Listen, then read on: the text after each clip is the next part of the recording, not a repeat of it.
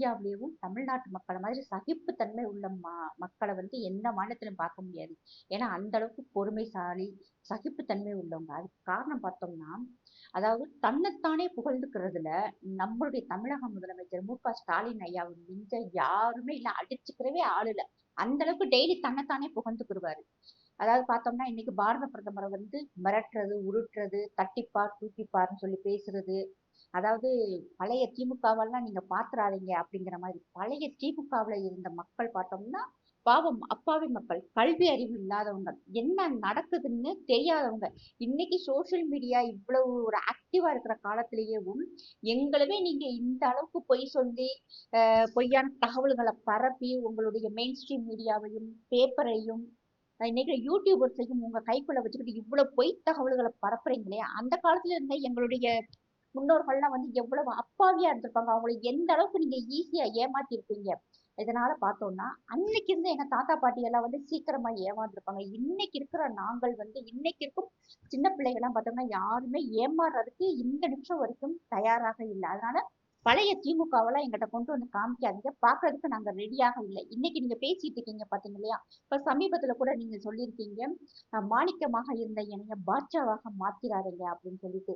இதெல்லாம் பார்க்கும்போது உண்மையிலேயே வருத்தப்படுறத விட இப்பெல்லாம் சிரிப்பு வர ஆரம்பிச்சிருச்சு.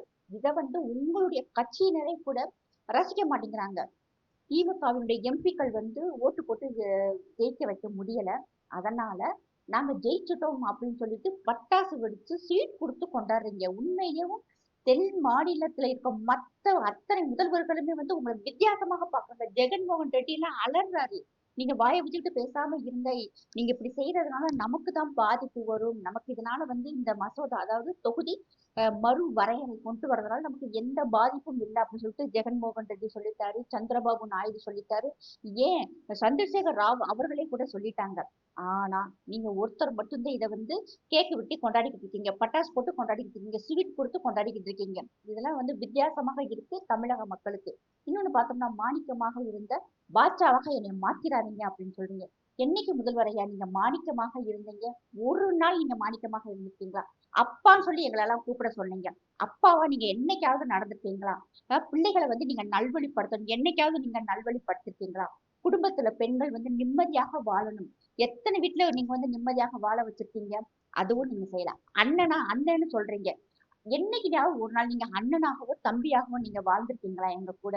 மக்களோட மக்களா நீங்க என்னைக்காவது இருந்திருக்கீங்களா? ஏதாவது பெரிய ஒரு ஜமீன் ஒரு ராஜ பரம்பரையில இருந்து வந்த இளவரசர் மாதிரி தான் உங்களுடைய ஆக்டிவிட்டிஸ் எல்லாமே இருக்கு. இருந்த ஒரு 2 நாளைக்கு முன்னாடி கூட ஒரு வயதான மூதாட்டி உங்ககிட்ட வந்து காலில் விழுக வர்றாங்க. அதை கூட நீங்க அலட்சியப்படுத்திட்டு போறீங்க. உண்மையிலே இதே விஷயத்த வேற யாராவது செஞ்சிருந்தாங்கன்னா உங்க மீடியால ஒப்பாரி வச்சு டிபேட் பண்ணி 10 நாளைக்கு இதை வச்சே ஓட்டிக்கிட்டு இருந்திருப்பாங்க. ஆனா உங்களுடைய பேட் லக் பாருங்க. எடப்பாடி ஐயா இதற்கு முன்னாடி யாரோ ஒரு அம்மா அவங்க கால்ல விழுக போறாங்க, பதறி ஓடி போய் அவங்கள தடுக்கிறாரு. நீங்க வயசுல மூத்தவங்க அம்மா, என் கால்ல விழுக கூடாதுங்கிறாரு. என்ன வேணும் ஆயா? ஆயா மீன்ஸ் அம்மாச்சின்னு நினைக்கிறேன் நானு.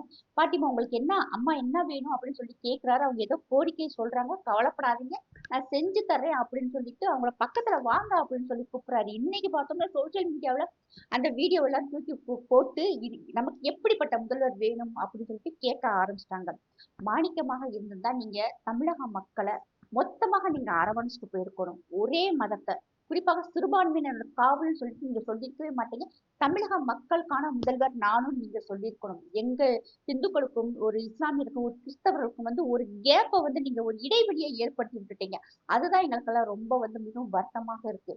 உங்களுடைய நினைப்புல இந்த முறை சிறுபான்மையினருக்கு பெரிய ஓட்டையை போட போறாங்க. அதை நான் இப்ப சொல்ல மாட்டேன். ரிசல்ட் வந்ததுக்கு அப்புறம் உங்களுக்கே தெரியும். சிறுபான்மையர் நீங்க நினைச்சிட்டு இருக்கலாம் இன்னைக்கு வந்து ஜமாத்கள்லையும் சர்ச்சுகள்லையும் வந்து உங்களுக்கு ஆதரவு இருக்குன்னு சொல்லிட்டு அவங்க ஆதரவு கொடுத்துருக்கலாம்.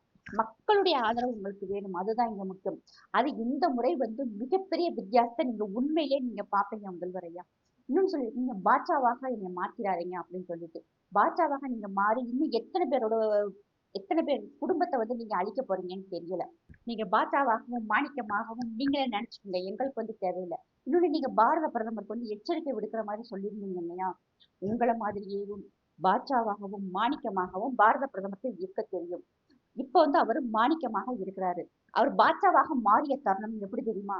பல வருஷங்களுக்கு முன்னாடி அவர் வந்து ஒரு பேட்டியில சொல்லியிருப்பாரு. பாகிஸ்தான்காரனுக்கு அவனுடைய பாணியிலே, அவனுடைய பாஷையிலேயே பதில் குடுக்கணும். உள்ள வந்து நம்ம பிள்ளைகள அடிக்கிறான்னா, திருப்பி நம்ம வீடு நுழைஞ்சு அடிக்கணும். அதுதான் அவனுக்கு நம்ம குடுக்குற சரியான பதிலடி. அத விடுத்து போட்டு இவனுக்கு லவ் லெட்டர் குடுத்துக்கிட்டு, அமெரிக்காவுல போயி அழுதுகிட்டு ஒப்பாரி வச்சுக்கிட்டு இருக்கக்கூடாது அப்படின்னு எப்ப கிட்டத்தட்ட அவரு சிஎம்மா இருக்கும்போது ஒரு பேட்டியில சொன்னது. இவரு இப்ப பாரத பிரதமரா வந்ததுக்கு பிறகு ஆப்பரேஷன் சிந்தூர்ல வெறும் 2 நாளு பாட்ஷாவாக இருந்தாரு. 11 விமான தளங்கள அடிச்சு நொறுக்கி பள்ளமாக்கிட்டாங்க. எத்தன துண்டுகளாக ஆக்குனாங்கன்னு அவங்களுக்கே தெரியாத அளவு ஆக்கிட்டாங்க. அது மட்டும் இல்ல, அங்க இருக்கும் வெறும் 30 நிமிஷத்துல 2 பெண் ராணுவ வீராங்கனைகள அனுப்பி, அதாவது தீவிரவாதிகளுடைய முகாம்கள தரமட்டமாக்கி சாம்பலாக்கி விட்டுட்டாங்க.